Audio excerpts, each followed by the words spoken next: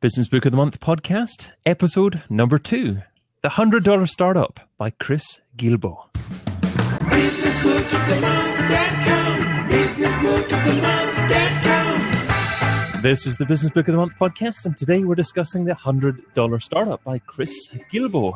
Each month we're going to be selecting a different business book to read and review in a monthly podcast. The intention is to join together as a group and hold ourselves accountable to read one great business book every month and discuss what we learn on this very podcast. And hopefully we're going to be applying it to our own businesses as well. Now, joining me today are some cracking UK podcasters. So first up is a guy who runs a design and small business growth agency. He's a business growth expert from Yorkshire, England. He's a man who puts into Business Book of the Month. Mark Asquith. Well, that's a new one. I was just rocking out there. I was air drumming to the old intro there. You were enjoying that. You just wanted it to keep on going for a little bit longer. I just want to turn up and do that for 1 hour and then leave. We'll leave you to it and we'll carry on chatting through things with Chris, shall we? No, it's great to have you here, Mark. You know, so you read the book this month, then, did you? Well, I audiobooked it. I always audiobook it, David, which is cool. I love it. Doing this show has got me right back into walking the dog, so it's cool. So, also joining us today is the founder of the Content Marketing Academy, Scotland's only content marketing conference. He's Mr. Chris Marr. Chris, thanks for joining us. Thanks very much for having me again, guys. It's really good to be here. I'm looking forward to catching up with you guys and talking about $100 Startup. Sorry, my video isn't working, folks. I think it's an internet or a bandwidth issue, so you can't see my beautiful face, unfortunately. That's okay. We can hear your beautiful voice. The thing about the video recording is that we can't actually see you at all. If you've noticed, actually, the video recordings of Blab, if people are listening to the audio, then that's completely fine, obviously. But if people are watching the video recording, then there'll be myself and Mark and a blank space here. So Chris is coming out of the blank space. That's where he is. I think they would get a picture in there, like a placeholder would be nice. Yes, I know. I'm sure it'll come to that as well. There's lots of new developments that are happening with Blab here. We've got Tell Your Aunt button that's just appeared today, so that's a little bit interesting. But the $100 Startup, something we've agreed to read. So Mark, listen to it. I take it you've read it, Chris? Yes. And is that something you've read a couple of times? Because you read last week's book a couple of times, I think, as well, didn't you? Yeah. This one I read. This one's gone back a bit now, actually. Back to maybe the end of 2012 or something, I think I read this. It was summertime. It was summertime. Very long story short, I was reading this book outside on a blanket in the sun. It's like on the weekend or something like that. And my sister-in-law came over, noticed what I was reading, and on the front cover it's got, fire your boss, do what you love. And she said to me, everyone has a boss. I was like, okay, this is like pre-starting my own business. So it's just like, it's always that little quip that kind of stuck with me, the way that she sort of said it to me. I was like, not everyone has a boss, especially people that are going to start their own business like me. So it's quite a nice little thing to reflect back on, where just, start to read entrepreneurial books and stuff like that. And then reflected back on that 3 years later and realizing that I actually went and did the thing that I was wanting to do. So it's quite a good book to read again. Have you ever had a boss, Chris?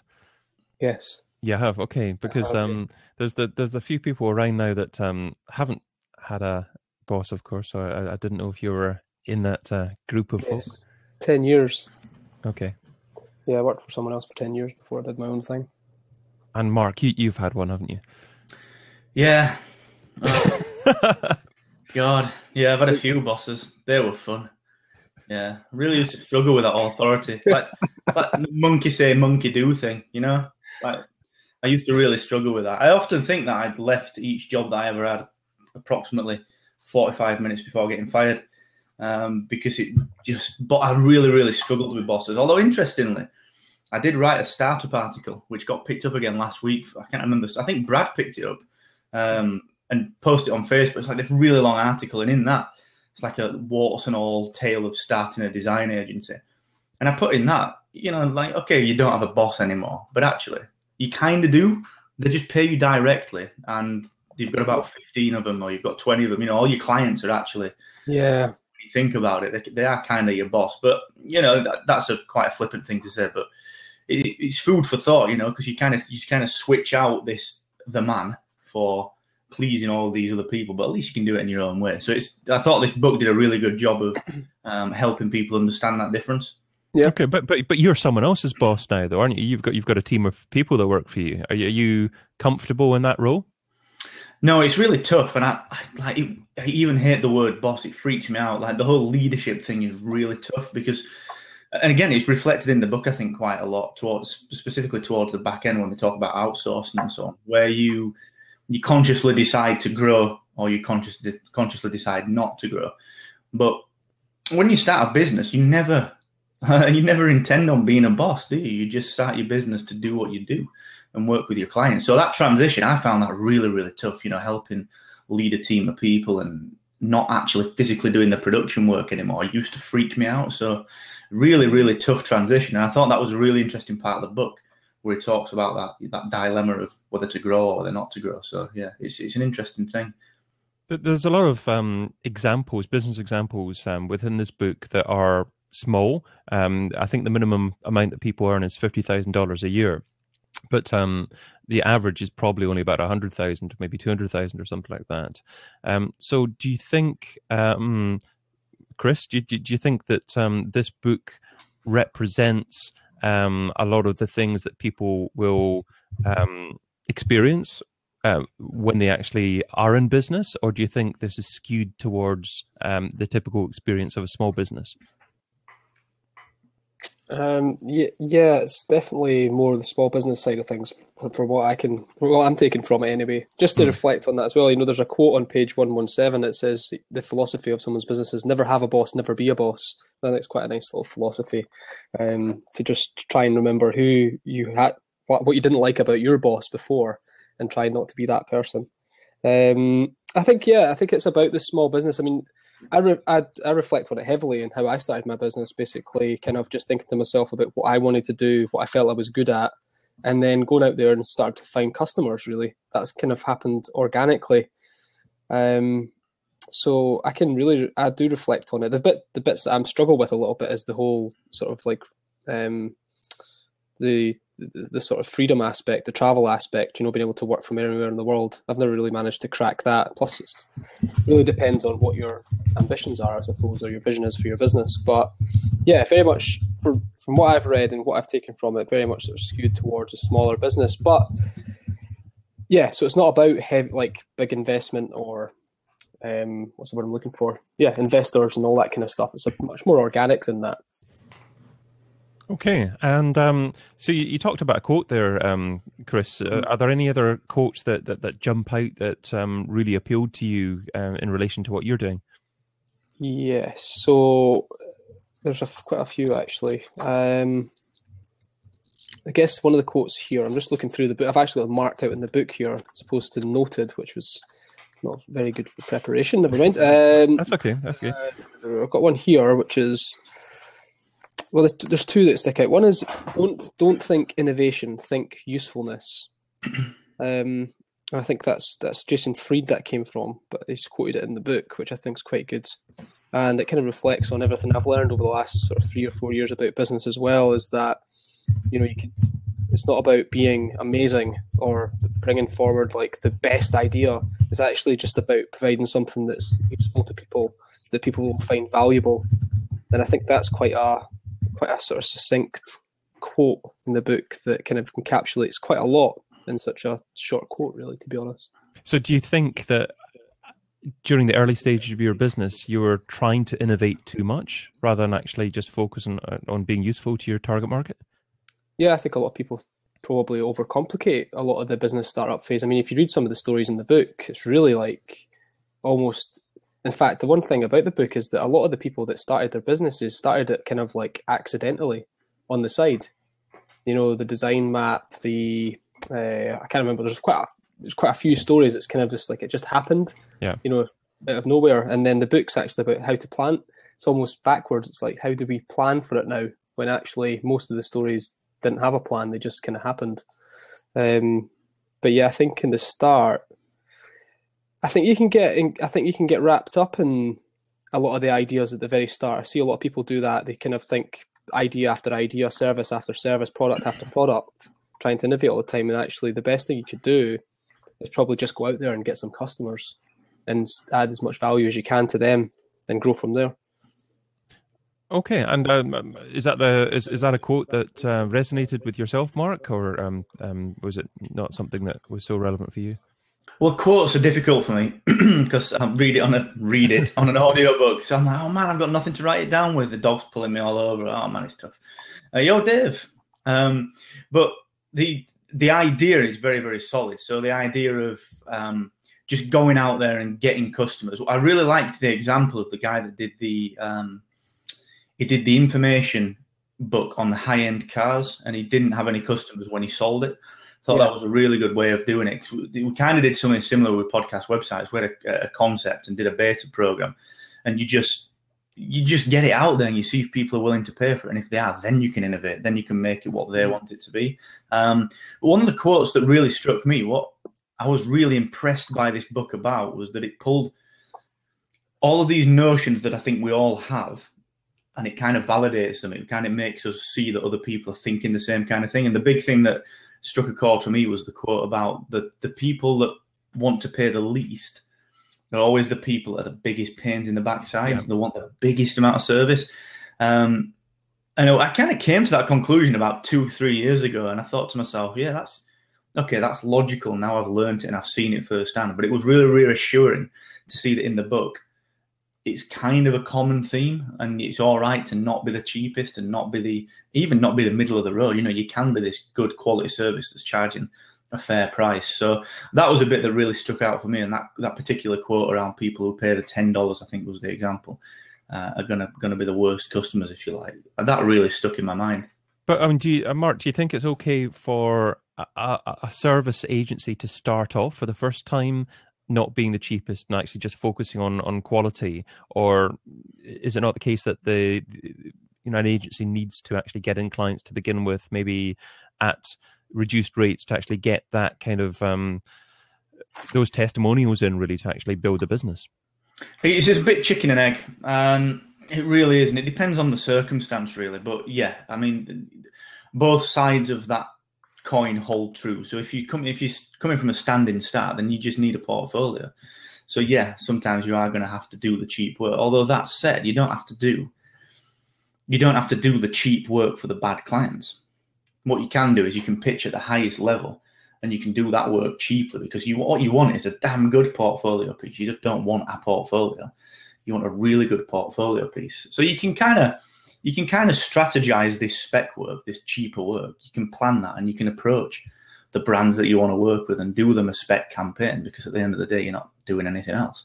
But on the flip side of that, you do have to know when to rein that in, because if you want to be seen as the best of the best of the best, you can't afford to keep doing the work that's the most average and thus has the average budgets.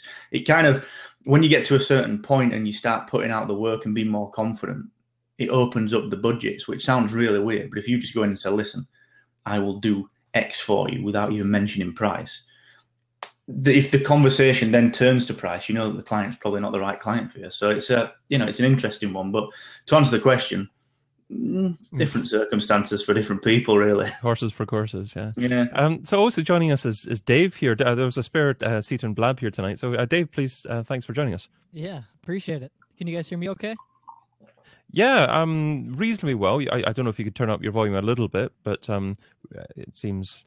How about now? Is that all right? Yeah, I think that's a bit better. Yeah. Would you like to introduce yourself? Yeah, my name is Dave. I'm actually part of the podcast websites community that Mark and John started.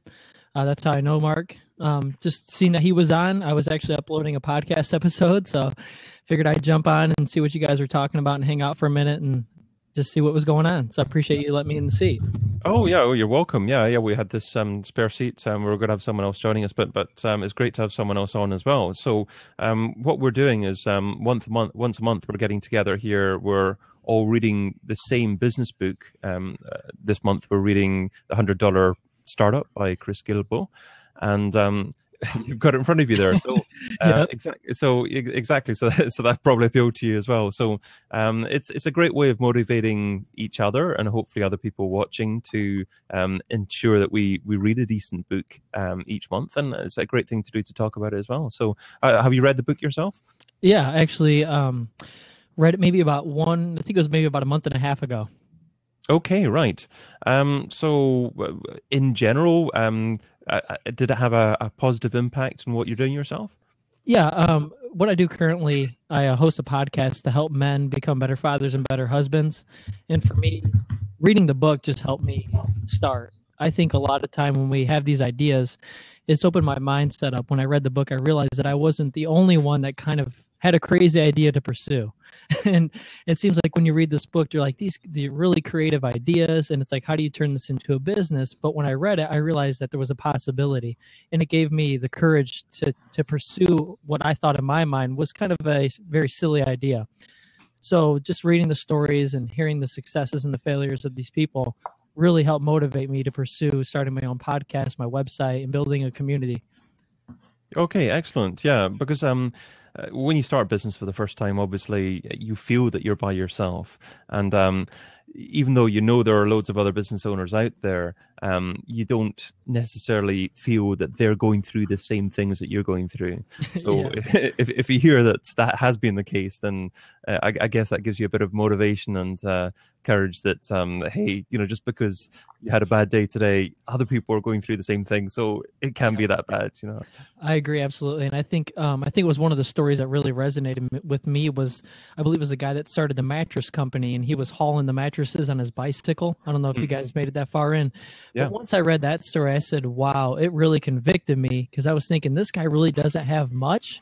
And I don't have much myself, being a father of 3 and working just a normal job. But I was like, I have enough to start. And if that guy can start by delivering mattresses on his bicycle, then, I got to do something. Come on, One quote that jumps out at me actually is the yes quote, and that's what if you deliberately said yes to every request unless you had a good reason not to? The next time someone asks for something, try saying yes and see where it leads to. So that was one of the quotes in the book, and I like that. It reminds me of the Jim Carrey film. Remember when he said you had to say yes to everything? But liar, liar. yeah, I mean there's a caveat to it, obviously, saying unless you've got a good reason not to. But I think if more people said yes to things like appearing on podcasts and just jumping on there, then it can lead in different directions you don't even contemplate beforehand. Yeah, I completely agree. And it's not easy, though. It's not easy to say yes, but like you said, if you allow yourself to say yes and enter new scary territories. I recently did my first live speaking event at a men's conference. I didn't want to say yes, but like you said, okay, I'll give it a shot. But I'll tell you what, once I got on stage and you just entered that state of flow, I am so appreciative that I actually said yes. And the new doors that it has opened in my mind and in my business, I'm just so happy that I just entered that, in my mind, a dark space and just gave in and tried something new. That's wonderful. And Mark, you're nodding away there. You're a guy that says yes to a lot of things as well. Obviously, you're wondering what I'm referring here as well. But, just once, and he was a nice-looking woman. Do you still have that frame of mind? Yes, almost to a fault. Like I was one of those guys that just dove into business. Never really thought about it. I was just like, this seems obvious. I'm just doing what I'm doing and people kind of want to buy it. And I've always done that. Any opportunity, I've always had that Richard Branson say yes mindset and figure it out kind of later. So I got into podcasting. Gary, 2 shots to the head, said, do you want a podcast? I'm like, yeah, of course. And then I was like, what's a podcast? So it's a great thing. But it's really weird because you do need to balance that shiny object syndrome that we all get. You've kind of got to you've got to stay the course until you get to a point where it's either autonomous or you're confident that it can benefit from less of your time. So yeah, the mindset's really, really good to have that, because I think an open mind attracts the opportunity. But you've got to know when, not necessarily to say no, but when to say yes, but maybe in 2 months or 3 months or, whatever that might be. The example in the book was the guy that, I forget the business, but he was pestered for 2 years by his, it was the coupon book in Alaska. Right. The guy who was pestered for like 2 years by his brother-in-law and then finally said yes. So I think you need that yes mindset. I think that, there's testimony to that all over the world in varying degrees. But it's just about the timing as well. I think that's the challenge, not the yes or no. It's just the timing, I think. Another quote in the book is, when you're presented with the opportunity, just don't think about its merits or how busy you are. Instead, think about how it makes you feel. So is it should you only be running a business that makes you feel good and that you're enjoying all the time, or do you need to accept that in business you're going to be having to deal with lots of things that aren't necessarily the fun thing to do? Chris, should we bring you in here? What are your thoughts on that one? Yeah, I think kind of listening to what everyone's saying here and having resonating with everything, totally having thoughts in my head here. And I think that it really just depends on the type of business you're going into. A lot of the stories in the books, you can see how people are like driven by their passion. And also in the book, there's a big disclaimer on passion, which I think is totally relevant and required. So people understand that passion isn't the only thing that can build a success. In fact, it's not the only thing that builds a successful business. I think as your business grows and develops, there's going to be things that you're going to have to do that you never even thought or you were ever going to have to even do. Like the story that resonates right now is the one of the maps.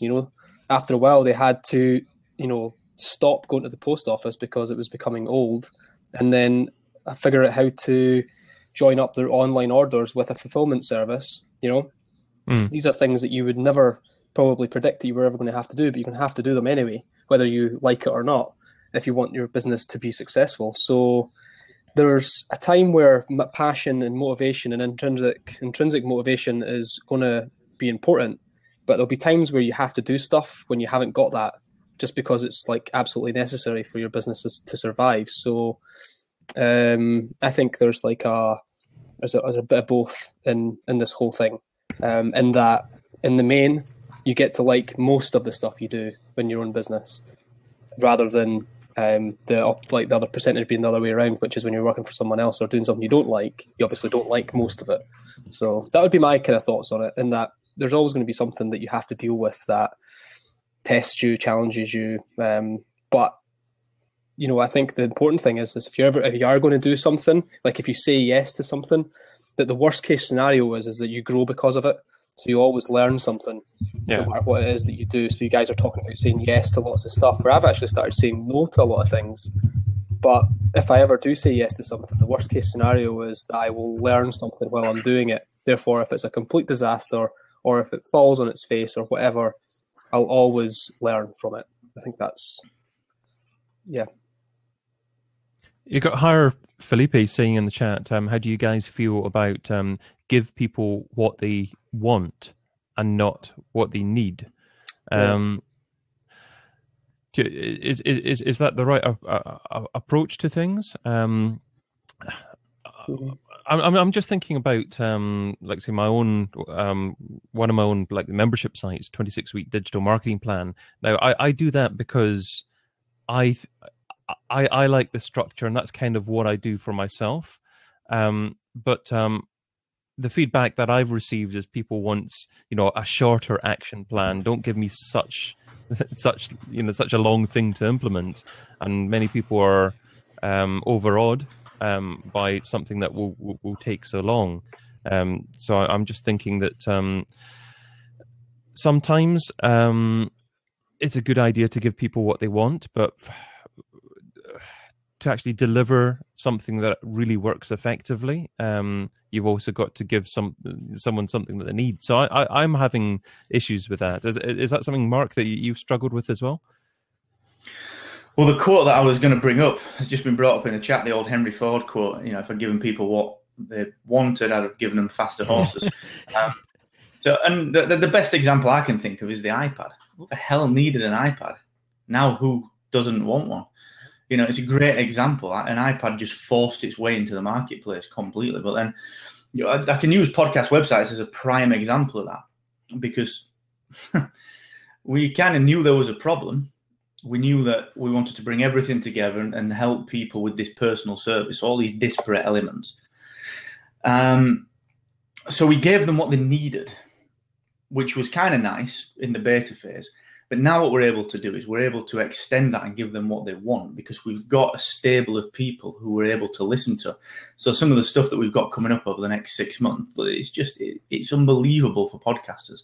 And it's just because we've got control of the entire system that we can do things that other people can't. So I think the notion is very interesting, but you need to have... People already need to have and trust you. They need to have something from you already. Otherwise, the conversation that you're having with them, it just won't be there. So I often think you've got to have given them something they needed, because that's the obvious sell. And only then can you sell them what they want, which kind of harks back to the book later on. You know, that recurring income, the kind of building the evangelists and the big brand advocates. Ultimately, if you can solve a problem or satiate a desire, that's your first sale for me. And then the ones after that become the ones that people want, if you like. So that's my thought on it. I think the skill is knowing what feedback to actually listen to. Because there's another quote in the book, actually: be careful of letting clients take your business in a direction that makes you hate your job. Yeah. And I did a survey with my subscribers last week or so, talking about a potential product development, and you know, some of it I received ideas that weren't really in the direction that I was intending it to go, and the right thing to do is not to listen to everyone, because you can't satisfy everyone. But it's very tempting to actually take that feedback from your customers and think, okay, I'll build something in relation to what you want. And I struggle with knowing where to draw the line and who to listen to and who not to. Chris, have you done any surveying of your own audience? And how, if so, how do you actually differentiate between, you know, who to listen to and who to not listen to? That's a really good question. It's hard, really hard. I think that this is two things that came out of the book for me. They're totally relevant to your question. I've got them written on the inside of the cover here. Is idea evaluation, pages 86 and 87. And asking your customers what they think they want on 82 and 83, right? Two big things for me right now, because I've got these couple of big ideas that I want to execute on, and I'm not sure if people actually want them or need them or are even interested in them. And evaluating the ideas, so making sure that whatever ideas, say I've had 10 ideas, which one or two would I actually run with? So they kind of go hand in hand with each other. So I have done a lot of this. I'd ask my clients or my customers all the time about what they want. When I speak to them, we have meetups, and I try to have conversations with them face to face about the challenges they're having in their business and what, and then try to think about how I can help that to not be a challenge anymore.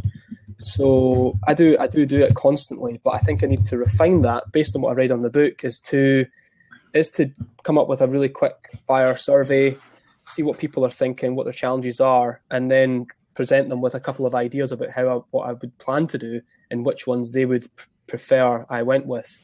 And I think that's what the kind of advice in the book is, I think, to do. And it's actually a lot of people at least poll them to figure out what they think would be better. So give them the opportunity to kind of like rate your ideas, and then see what comes out on top. So, Dave, how did you actually choose the direction that you've gone in terms of your podcast, your business? My podcast was basically born out of a mess that I was in my own personal life, and it became my message.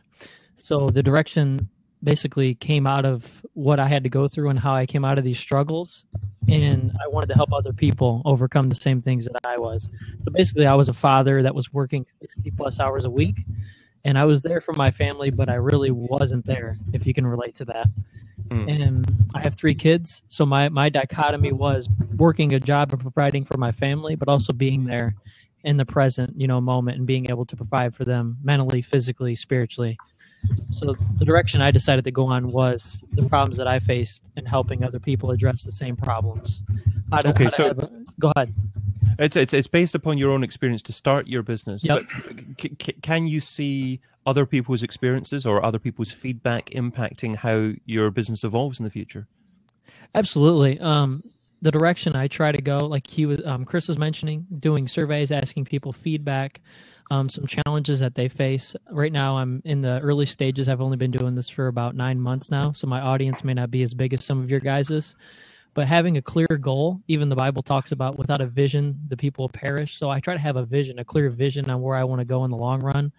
And like I said, my audience is very small, so I kind of relate to myself and go back to the situation I was in and think, what would I want when I was in that given moment? What would have really helped me and brought me out of my life circumstances a lot faster?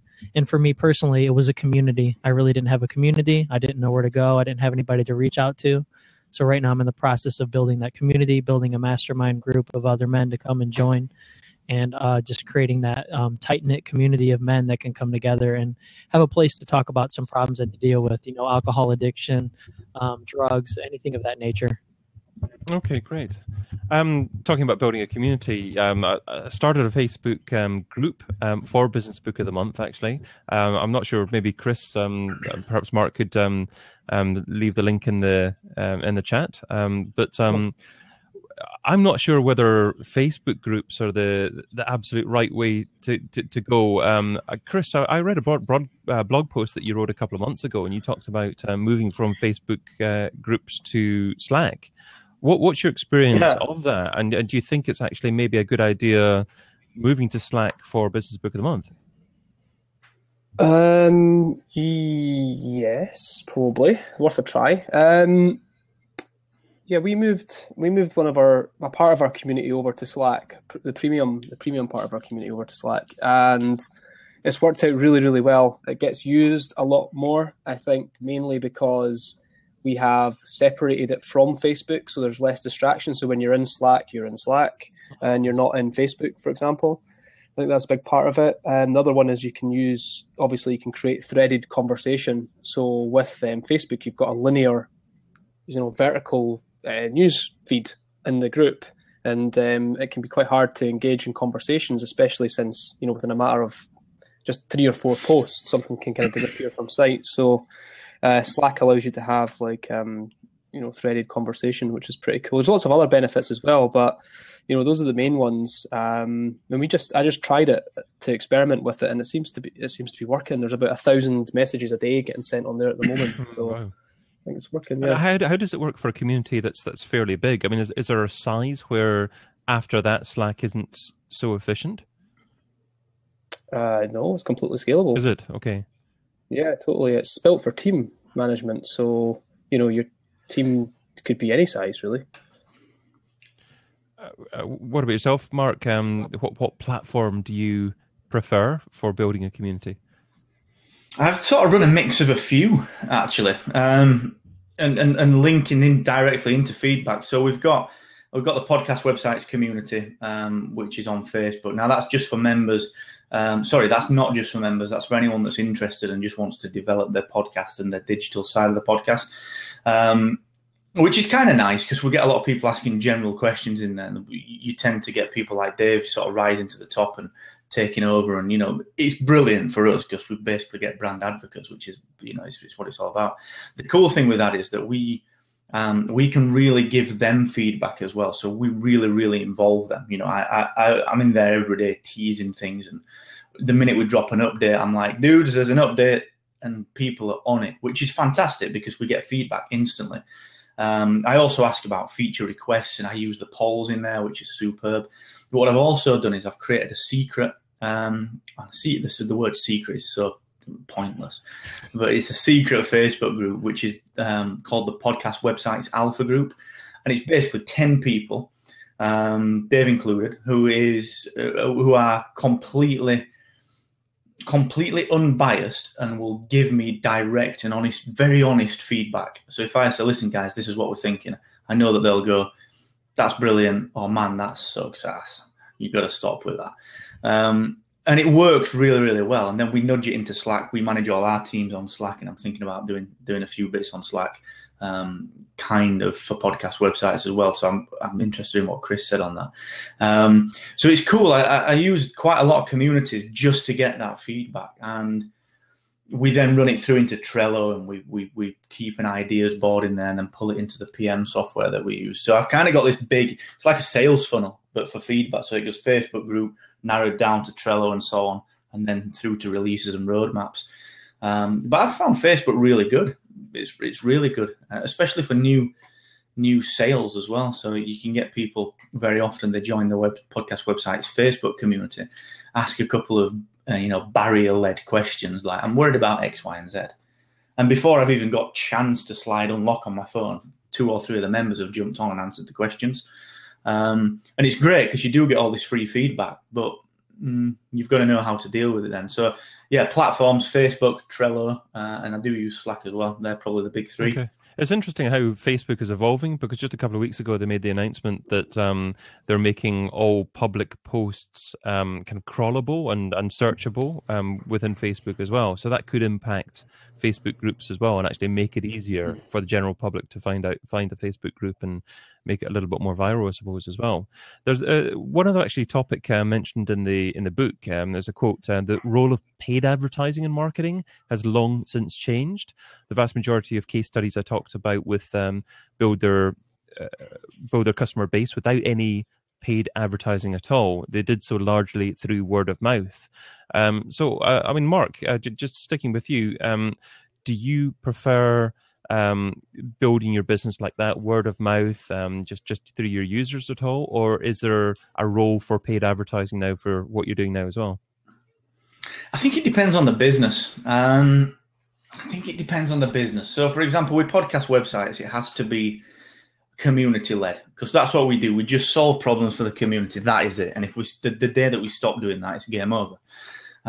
So that has to be really, really community-led, and it has to be completely driven by this kind of, I don't like the word hustle, but you know what I'm saying, that kind of growth hack style, where it's people to people to people. And I'm very accessible. People talk to me. I get on Skype with people, and people are surprised when it's me that sends a support response back to them. So I think for that kind of business, it's perfect. But then I'm involved in another business, which is much more it competes with brands, and it's on a very, very kind of broad consumer basis. Now, paid advertising in there is really it's gonna have a massive play in it, because it needs big awareness very, very quickly. So I think it has its place, and I think it's alluded to in the book insofar as it's not dead, but it needs to be part of a wider strategy. It can't just be broadcast and expect it to work. So I do think it depends on the type of business. But for most of us, and especially in the context of a micro business, it's got to be about the community and the kind of people, I think. What about yourself, Chris? Are you a fan of paid advertising, or does a content marketing agency have to use content marketing as its primary form of marketing? Sorry, guys. Yeah, I turned my sound off there. I had a bit of a cough. I think that it's a good topic to talk about. I think that paid is changing. I think that for small businesses, and when it comes to like the philosophy of content marketing, is that you could and you should be able to think that it's possible to grow your business without doing any traditional advertising at all, right? That's the whole sort of concept of it. However, there's very much a place for paid, like absolutely 100%. Especially if you're doing content courses or any sort of like list building activities, for example, you would want to be driving as much traffic to those as possible. And usually you would do that through targeted paid, Facebook, Google. For example, we're doing like a prize draw just now. We've got an email course just now, and that's all been fueled. Well, it was very organic to begin with. You test it organically first, and then we've done a bunch of Facebook ads to drive more people onto the list. So, I think it's a bit of both, but you do want to be leading with content, I would say, and then using paid.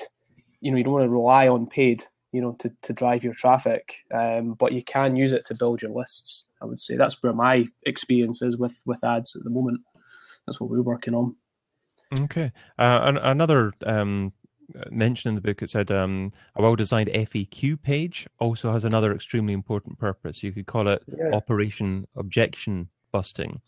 So I like that that mention there as well, because it's all about not only driving traffic to your site, but about converting the traffic when they actually land in your site. And of course, if you're covering people's objections with FAQs, then you're much more likely to make that paid marketing value for money and work for you effectively.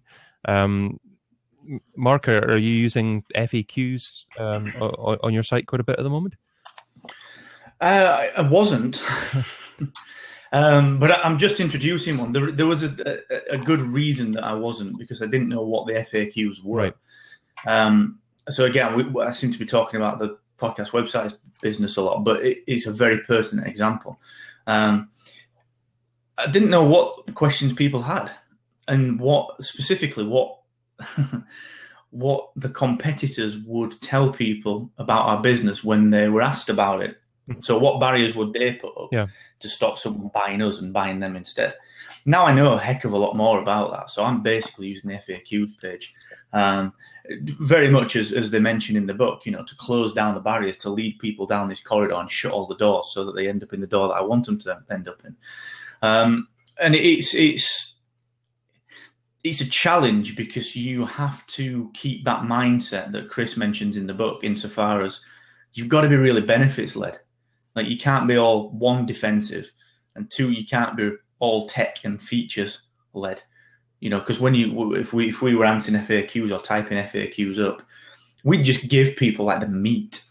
And I think what Chris mentioned in the book around really outlining the benefits and linking that to the emotional side of things, FAQs pages you wouldn't necessarily think of as being used like that. So I think that's a massive lesson that I've learned, and it's something that I've actually made changes to websites this week on the back of it. So I think it's something that I'm going to do more and more, I think.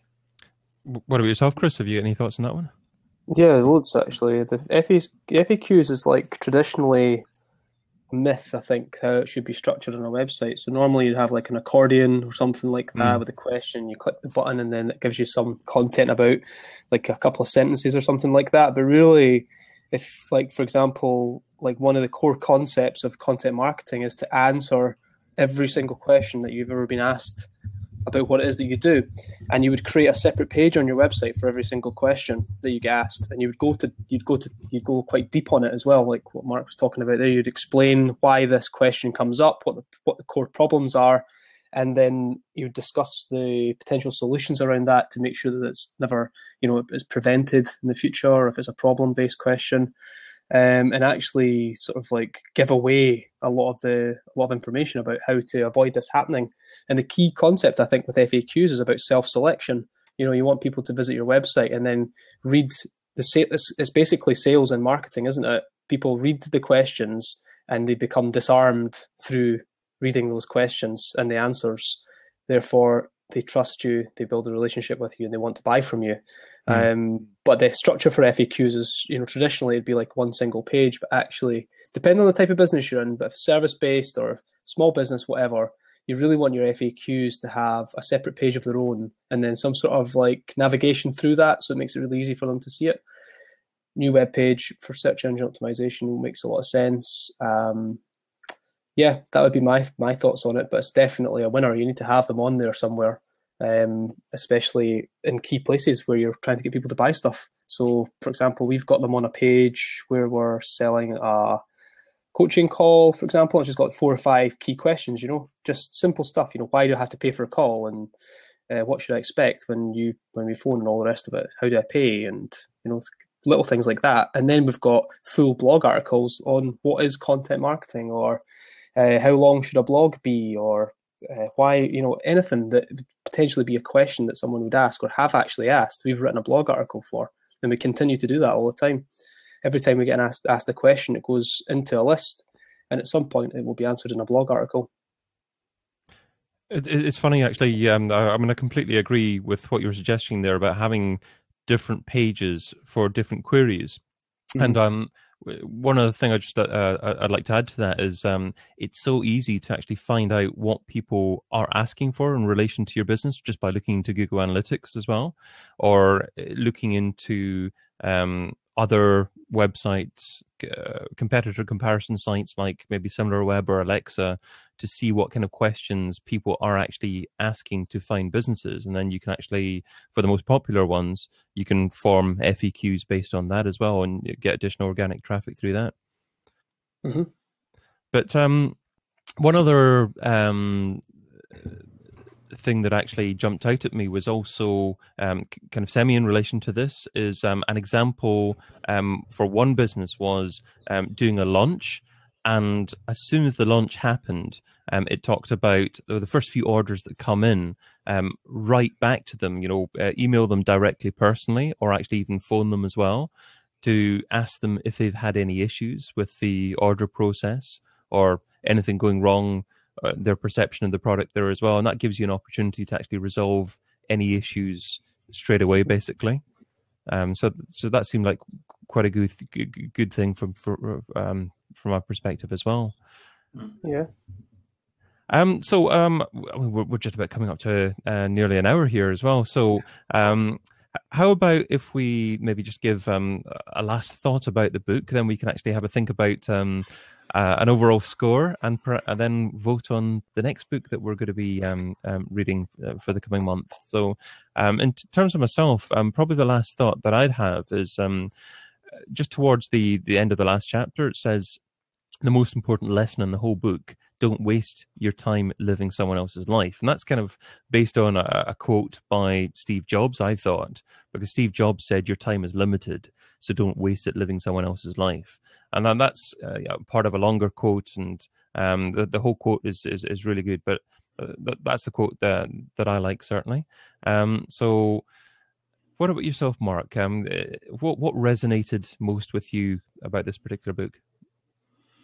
I think for me, it was, out of all the books I've ever read to do with any kind of business or even personal development outside of business, it was the one that brought together so many different ideas in such a strong way.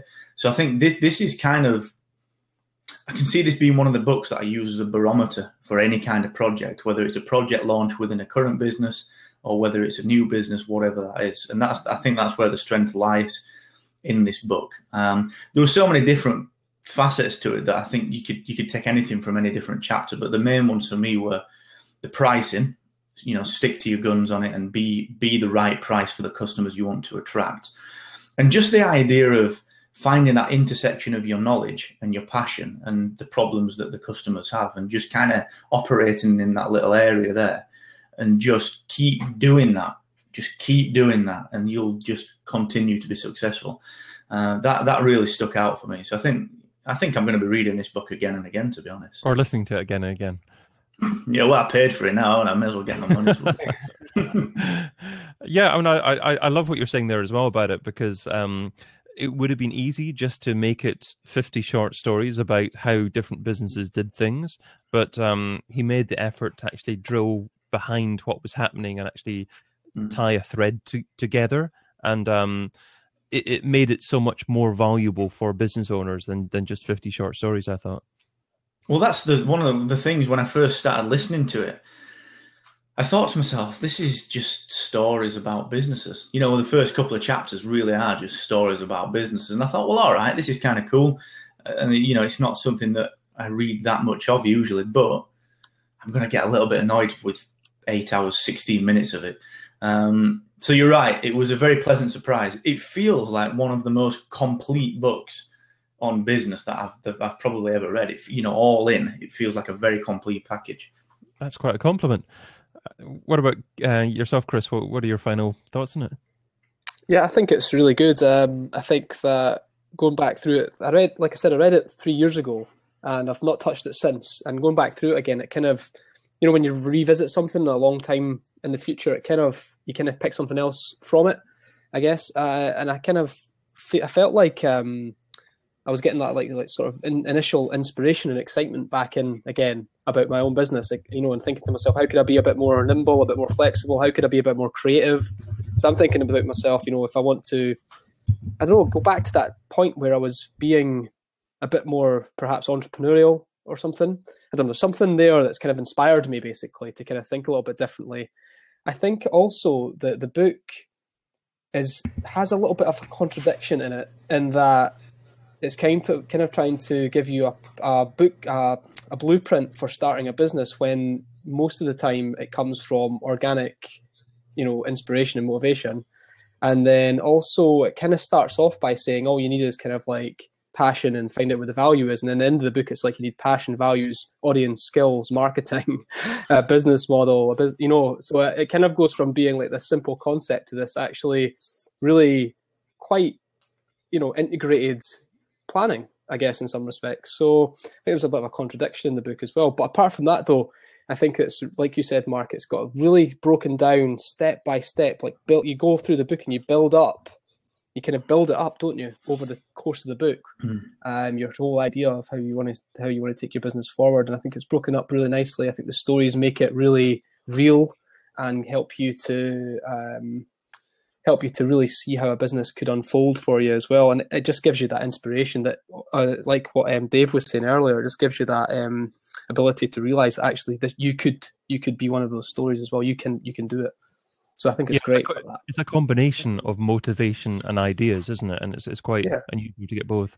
It's like motivation, ideas, and it's really it's a marketing book as well, isn't it? There's a lot of just stuff about marketing in there that just that's so fundamental to business. A lot of people kind of still undervalue how important marketing is, and I think without the marketing, a lot of these people wouldn't have been able to get customers. So absolutely, it feels like he's talking about this whole growth hacking trend before the words growth and hacking were put together. Yeah, a lot of the time he's talking about just actual tactics and just getting things done, getting customers. Exactly. But I think there's so much that big businesses can also learn from smaller businesses as well, and it's not just about this is how small businesses do things, or this is how you start up if you haven't got much money. There are a lot of principles here that can be applied to bigger businesses, and a lot of bigger businesses need to wake up a little bit and be smarter with the marketing activities that they're doing. I think a lot of bigger... I don't think the brands have got a problem. Mukesh, hello, sir. I think it's the medium-sized businesses for me that have got a problem. The guys that were big enough to rely on old school one-way marketing, but are small enough to be affected by the shift in things. So they're not big enough to be termed a brand, if you like. I think they've generally got a real marketing problem over the next 2 or 3 years. And unless they embrace the kind of stuff that Chris advocates, that we all do, I think those guys have got the problem. And I think it's those that are going to really struggle with it. And I think this book is, at its core, like Chris said, it's got a lot of marketing to it. It's got a lot of very common sense information about launching a product, and I think that's where the value is for a current business that's probably even already turning over 1-2 million and wants to add another million to it. There's a hell of a lot to get from this book, I think. Yeah, I totally agree with you, Mark, on that one. I think it's like let's get back to like the root of what business is really all about. I think that's what's captured in this book, is that essence of excitement and the way, the fundamentals of actually building a business. And product first as well. Product and service first, not a business plan, not a desk in a fancy place, not messing around with your business cards and setting a Twitter account up, none of that crap. Yeah. Get some products, get some services, get some customers. You don't need any of that, absolutely. No. No, great tips, guys. Absolutely. Got Saul Coder in the chat saying this book is awesome. So I reckon we're at the stage where we need to give a score for this book. So if anyone kind of watching would like to add a score, we're going to score out of 10 and see what we come up with here. Any volunteers to go first? 9.5 by Fast Pace 7. Wow. 9.5 is a big one. I think I gave... the one thing last week a 7, actually, which maybe that was a little bit harsh. Harsh, yeah. What about yourself, Chris? I'm going to give it like an 8.5, I think. And some of that is because of the time I read it back in, like a few years ago, where it kind of did inspire me to start my business and give me that motivation as well. So I think this is, and as just reflect on what Mark says, it's good to hear other people's feedback. I think this is a book that I will revisit again as well, and it won't be a waste of time. So I'm going to give it like a strong 8.5, definitely. A strong 8.5, and I'll give it an 8 because I think it appeals to lots of different people. There's hardly anyone it wouldn't appeal to, and there's hardly anyone that wouldn't be able to pick up the book and at least take one nugget away from it and apply it to their business. I like to give that tiny bit of ceiling for improvement, but I think I think it's going to be hard to beat. So I think I'm going to give it an 8. Mark. Well, it's like the Spinal Tap, isn't it? If you give it a 10, these ones go to 11. So just have to be careful with that. I'm taking this from a slightly different angle. This is probably the book that I'd give to someone that was struggling in a 9-to-5 and was really wanting to make the jump and the shift but didn't know where to start. I'd give that book to them, and I would be confident that if they read it and if they took it in, they'd probably do well off the back of it. So I'm going to give it a 9 because I think it's. Like I said earlier, I think it's the most rounded business book that I've ever read. It doesn't go too deep into anything. It doesn't try to bleat on about anything in too much detail, but it gives you, here are some examples, here's why it worked, and here's what you do to make that work for you. So I'm going to give it a 9. Okay, well, that's a high score there. So I reckon that was an average score of about 8.5 there. So it beats the one thing, which was last week's podcast. If you haven't checked that out, businessbookofthemonth.com, follow the links to the podcast, and you'll be able to listen to that one there as well. So that just takes us up to voting for what book we're going to be reading over the next month. We'll give Chris the first go here, seeing he's an audio only. God. You'll need to emphasize it. Have Really? you got a book in mind, Chris? I've got lots of books here. I'm going to pick one that I haven't actually read properly. I'm going to go for How to Fail at Almost Everything and Still Win Big, Kind of the Story of My Life by Scott Adams. Wow, okay. And Mark, have you got a book in mind as well? Yes. This one, it's called Priceless, The Hidden Psychology of Value. And it's by who? By William Poundstone. I was just trying to remember and I couldn't. It's on the front. So it's I've not read it myself, but people keep recommending it, which is why I bought it. And it's about how to price things, but more importantly, how to price things how you want to price them to get what you want, and to wrap them in value and actually put a price on the value that you're giving. Well, and because I don't read hard copy books, I'm reading them on the Kindle at the moment. Well, I might have to read a hard copy book if it's not available on the Kindle, but I've got one written out here, which is Ask by Ryan Levesque. So I haven't read that one yet. It's probably about 5 years old or something like that.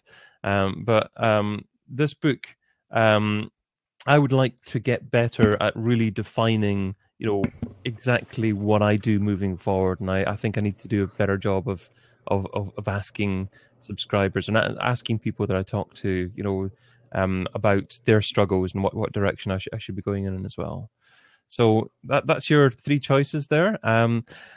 We'll do the vote by prop. So if anyone watching could possibly prop either me for Ask, Mark for Priceless, or Chris. What was your book again, Chris?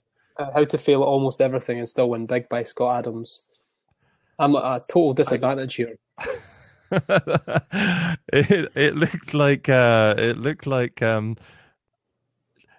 bit of a draw between me and Mark, but because Mark had more props at the beginning, I reckon Mark wins. Yeah. So no, it's all right. Let's do that again. Let's do that. I feel bad. We'll go for Priceless. I think that's a reasonable one, isn't it? Well, okay. I sorry, Chris. Talking about how to fail at everything. I think you failed there, but yeah, you don't need practicing in that, buddy. So, Chris, we'll give you the casting vote. Was it me or Mark that got that one? I'd be quite happy to read both of those books, to be honest with you. They're both. Ask is on the list. I've not heard of Priceless. I like anything to do with pricing, so. Mukesh has just said Ask in the comments, and that's the only written comment that we've got. So, right, okay. Let's go for Ask then. Okay. You son of a bitch! I can't believe that. I'll give you some props. There you go. There you go. Mark wins in the props. Okay, well, cheers, guys. That was really good conversation. Lots of value shared there as well. Shall we just finish off by just sharing a little bit more about kind of what you do, and we'll take away there. So, Chris, would you like to remind the listeners just who you are and what you do? Sure. Yeah, sorry guys that you couldn't see me tonight. It's unfortunate. I'll make sure that changes for next time. But yeah, my name's Chris Marr. I'm the founder of a company called the Content Marketing Academy. We're a content marketing agency and consultancy, and a membership organisation based in Fife in Scotland. If you want to tweet me or connect with me, you can get me at chrismar101. And yeah, it's been great being here again tonight, and I'm looking forward to catching up again next month and reading the next book, Ask, by Ryan Levesque. Thanks for having me. Yeah, okay. Thank you so much for joining us, Chris. A couple of comments in the chat there. When's the next one? Well, the next one is, I think it's going to be 28th of November. I think it's going to be in 4 weeks' time. So we did that so we could get another one in just before Christmas as well. That's the case, isn't it, Mark? That's the date we agreed. I'm pretty sure it is. 29th. 29th, is it? Okay. Yeah, it's Sunday, yeah. Yes, it is. Yeah. Okay, so 29th of November it will be. But if you're just subscribed to the email updates at businessbookofthemonth.com, then we'll let you know when that definitely happens. Mark, would you like to remind the listeners who you are and what you do? Absolutely. Always good to catch up. I love these sessions. It's amazing. So, yeah, good to chat, guys. Mark Asquith at Mr. Asquith on everything, Twitter, Instagram, and you can catch me everywhere. I'm everywhere. Periscope, Blab, believe it or not. And the hub of everything, Google search for Excellence Expected, and I help small businesses and kind of solo entrepreneurs help them excel. So check it out, guys. Thank you very much. Stonking stuff. Yeah. Thank you, Mark. And you can also find me, David Bain, at Twitter, at David Bain, and you can listen to my other ramblings over at digitalmarketingradio.com. So I do a podcast over there. And thank you, dear listener, for joining us. Without you, we still would have done this. But that's all for this week's episode. Remember to sign up to receive email alerts on the next live show and future book announcements at businessbookofthemonth.com.